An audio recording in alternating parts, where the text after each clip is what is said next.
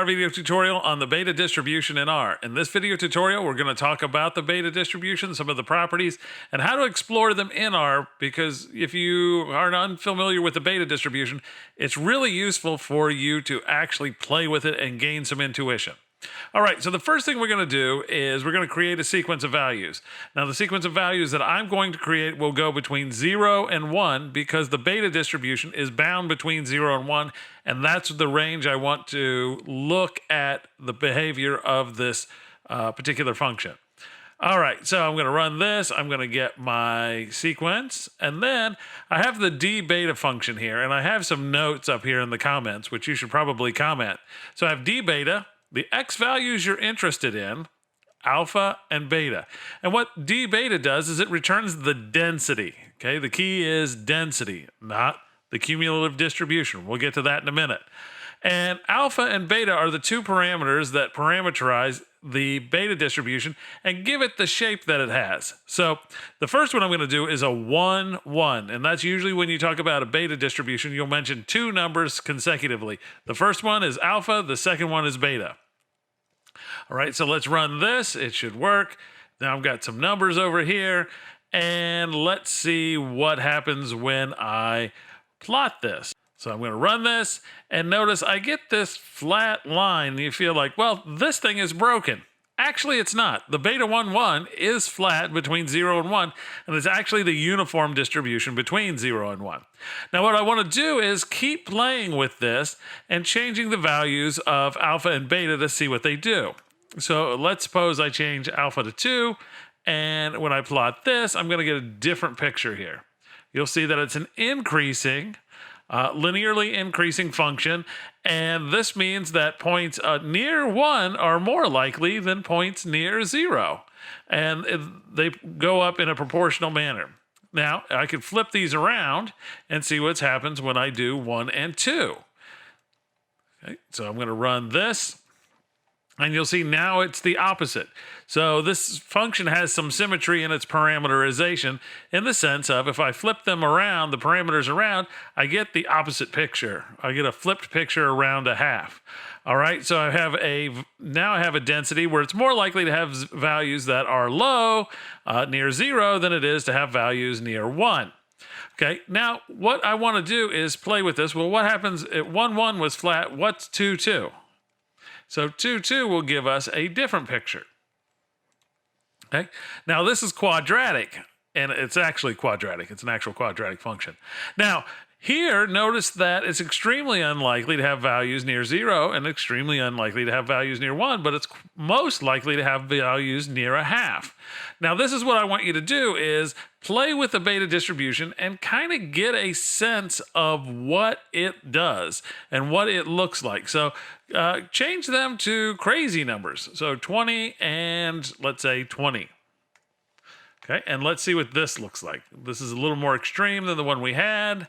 And notice I get a picture that looks like this. And you would say, well, that's a normal distribution. And it is not a normal distribution. It's a beta distribution. How do we know? We made it a beta distribution. And what you could do is play with these parameters. And there's some properties that you should probably keep in mind about the beta distribution before we go too much further. So the mean of the beta distribution is equal to alpha divided by alpha plus beta. Okay, this will help you figure out sort of where the middle of this thing is, especially if you have to come up with the values of alpha and beta. So here the mean is at a half. Well, how do I know it's a half? Because I had 20, 20. So I have 20 over 40. 20 over 40 happens to be a half. All right, the median, or actually the maximum, so the peak of this thing is at the values alpha minus 1. Oh, hold on, equals.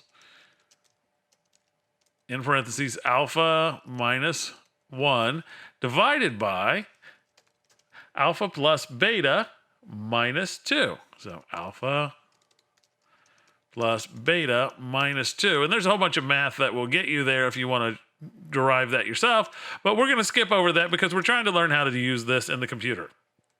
Okay?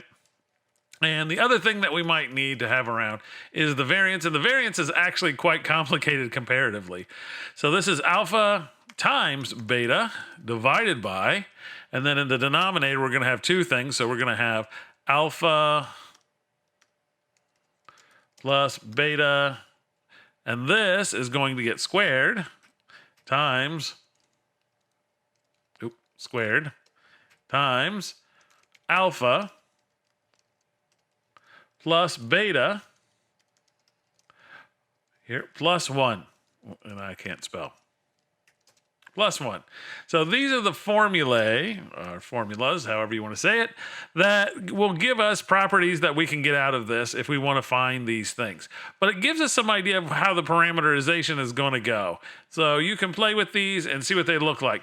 One of the other things that we might want to look at is the CDF. So this is P beta. So I'm going to have P beta, and I'm going to put in here, the parameterization is exactly the same. I'm just going to put in 1, 1 and see what that looks like. Now, this is the cumulative density distribution, or cumulative density function.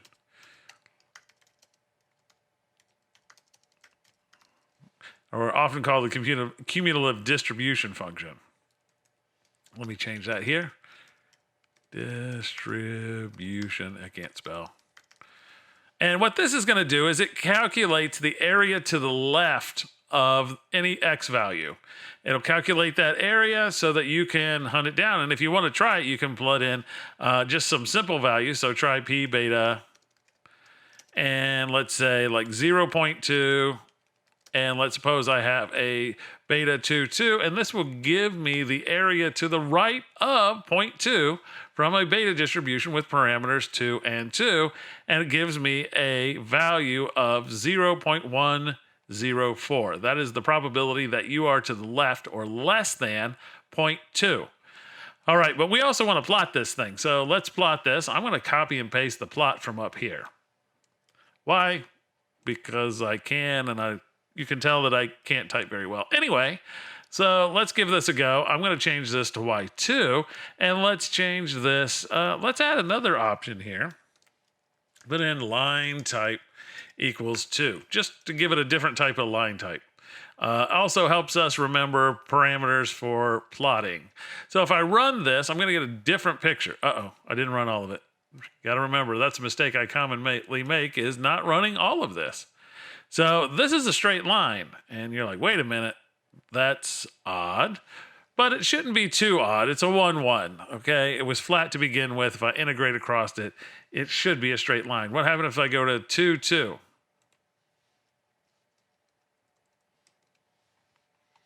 Right, so if I go to 2, 2, and I run this, notice it starts getting curvy, okay? And if the higher I make it, the more curvy it will become.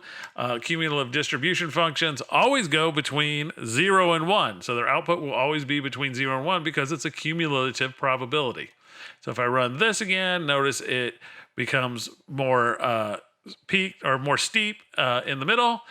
And I can change the parameterization however I want. What if I make this 10 just to play around with it? And this is what I would advise you to do, is play around with it. Get used to it, because this will help you understand what's going on. And these are the probabilities to the left of whatever value you put in here. The other thing you might be interested in is the inverse distribution, inverse cumulative distribution. And that is in here as well.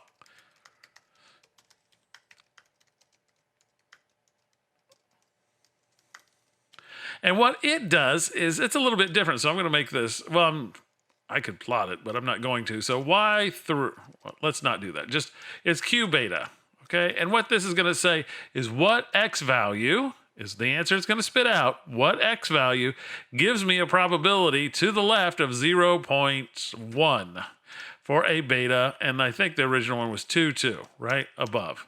So this is going to tell me what value of X will have the area of 0.1 to the left of it. And this turns out to be really important, because if you've ever calculated confidence intervals before, these are the things that you always were looking for. I need to find the table value where the area to the left is equal to some number. So in this case, if I run this is going to give me the X value. So this is not a probability when I use Q beta. This is the X value that has probability to the left of 0.1. Okay, so it's an inverse cumulative distribution function.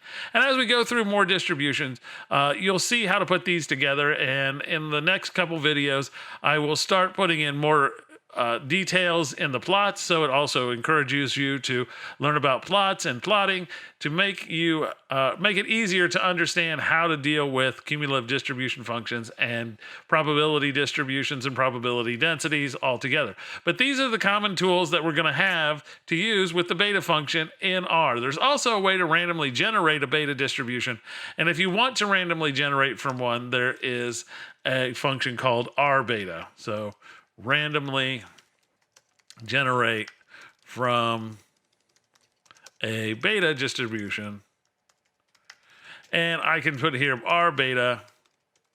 Let's say I want, how many of them I want? Let's suppose I want 10 of them. Okay, so if I want 10 of them and I put it 2, 2, this will give me 10 random variates back. All right, so you can see what it spit out. All right, so let's put in some comments here. So R beta, and then here I'm going to put N, which is our sample size, and then alpha beta, and this will give me values from it. Here, I'm going to put in here, what do I plug into this thing? Q beta, I plug in a probability, and it's going to give me an X value back, and then alpha beta, and put a note here, gives an X value. So something along the X axis. Then up here, we probably want to put in here P beta. You put in an X value, and you put in alpha and beta. And then this gives a probability to the left of the X value. Okay, so let me pop this down here, put it in a comment. But this is what this is going to give you. So one gives you an X value, one gives you a probability, the D gives you a density, and R gives you a random variate. All right, so these are the basic tools for working with the beta distribution in R, and we're going to look through more distributions as we go along. All right, so I'll see you in the next video.